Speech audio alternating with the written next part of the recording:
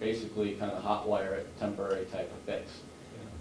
Since then, the electrician that did the work for us has looked at several, I want to say 5 or 6 different places throughout the country looking for this part.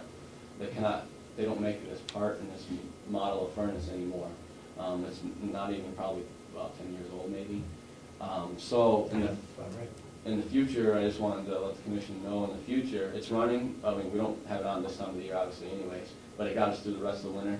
It may continue to do that for the next 4 or 5 years, or this fall it could just stop. We don't really know. You know what it costs to do one, or something similar to it?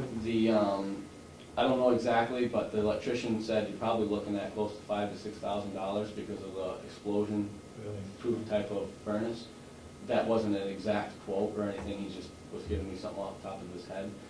So I think it is something we're going to have to look at and possibly budget for next year, just to have that in case that goes up. That's a pretty big item that we couldn't just scrap out of the budget probably. Right. Is there no one around in the entire country, no person who can fabricate this piece that you need? It's an electrical device. It's an electrical device. It's some kind of thermal coupling type of thing, I guess. I don't know exact wording of it, but if it allows the thing to shut down if it gets too hot. If it gets too hot in the room and the furnace is getting too hot, it'll shut down, something along those lines. And he had several parts sent to him, and he had to keep sending them back because they weren't where it has to fit. It has to be specially sized, and it was kind of a pain in the neck, to be honest.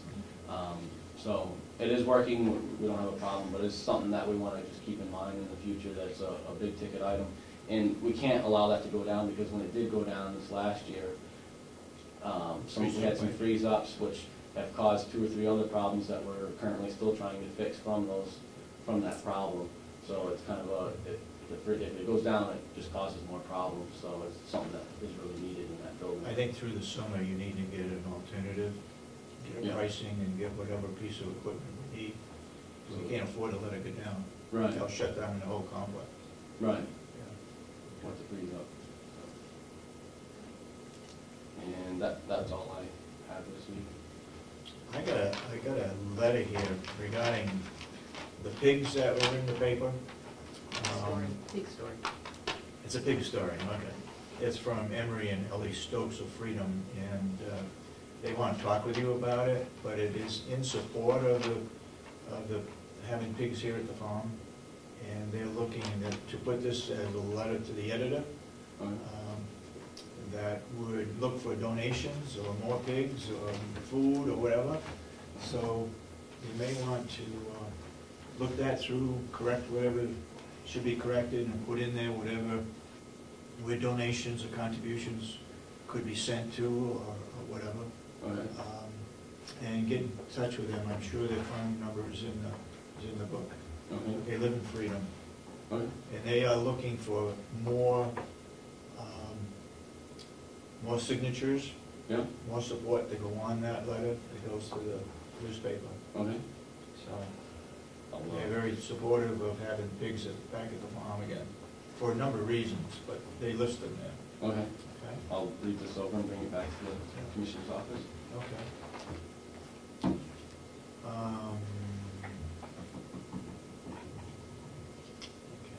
You want to check with Lieutenant Santuccio about some of those vehicles that are over there?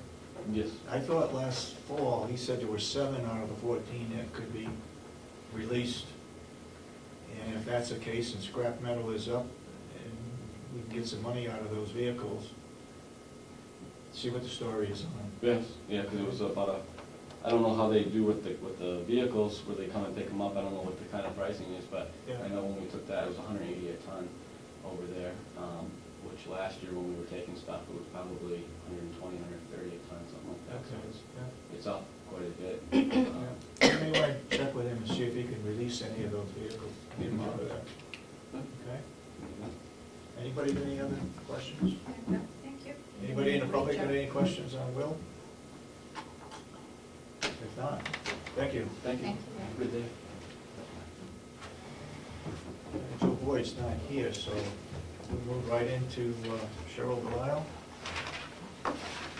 Cheryl Delisle is the Director of Nursing, and she's filling in for Superintendent or Director of the nursing home who's on vacation. What have you got this morning for us? It's been a good week. We have a full census, 103, 7 skilled.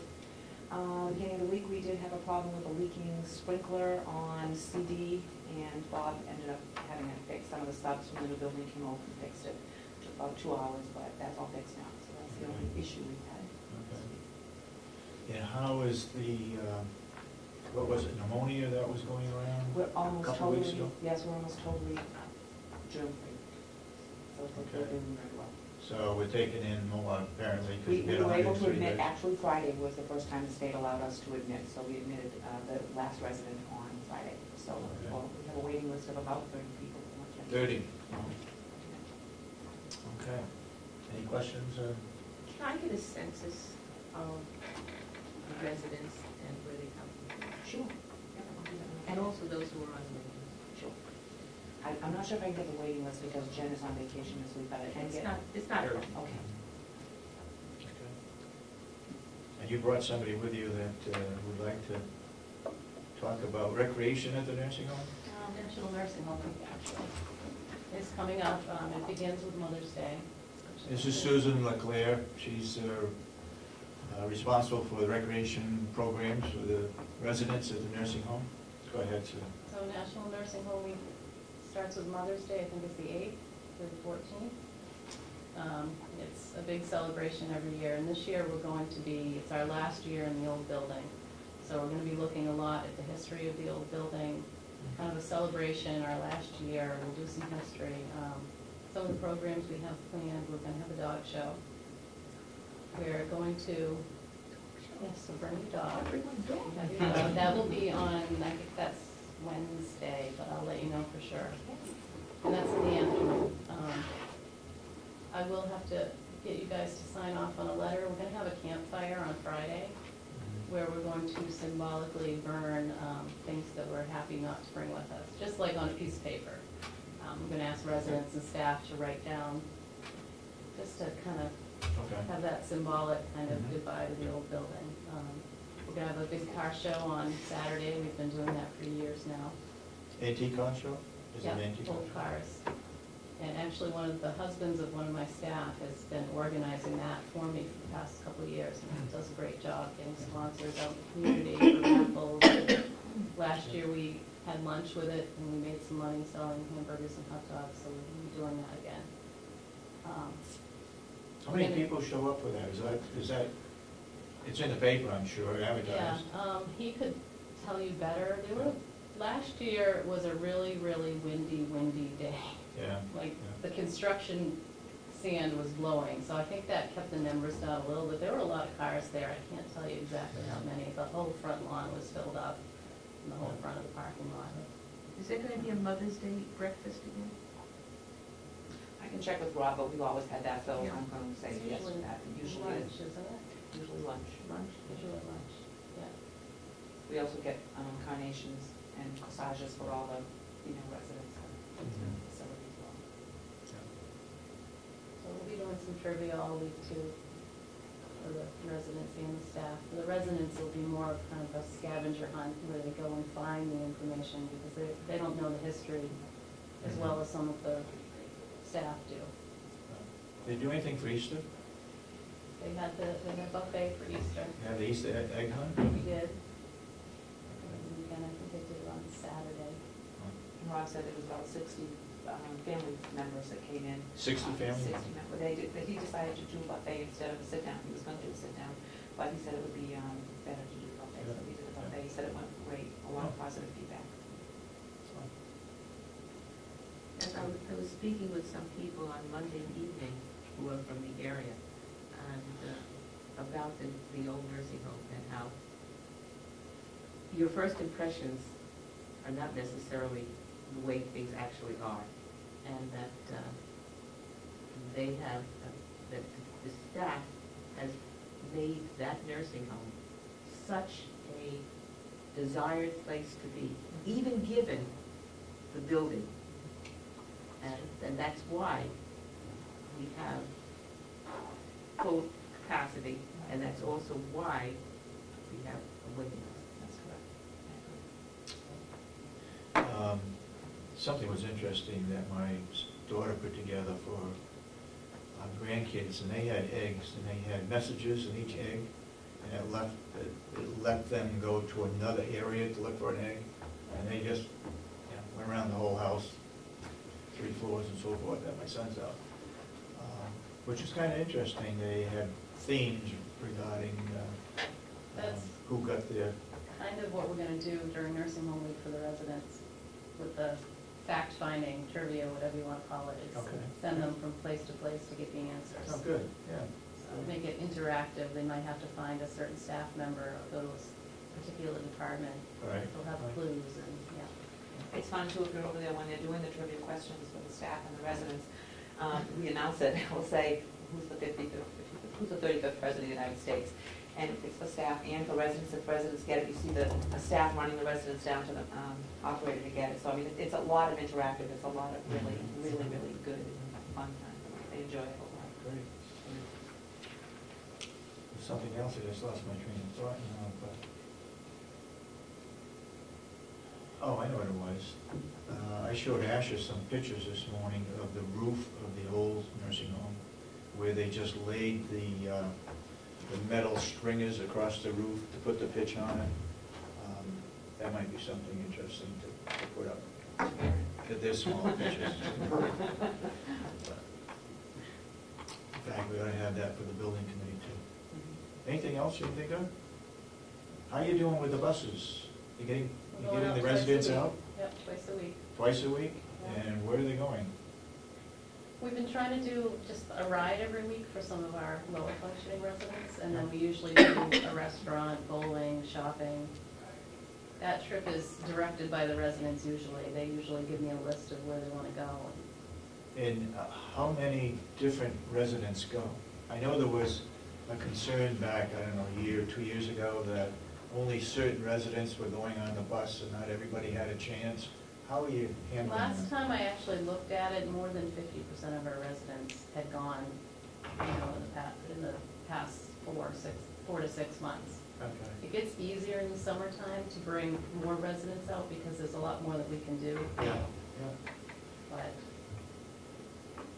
Okay. I'd say I think we're doing all we can to get people out that can go. I Mhm. also have quite a list of residents who either refuse or their families refuse, or, nursing and rec have made an assessment together that it's just too much for them. Yeah. Some of our residents get really anxious here in the building.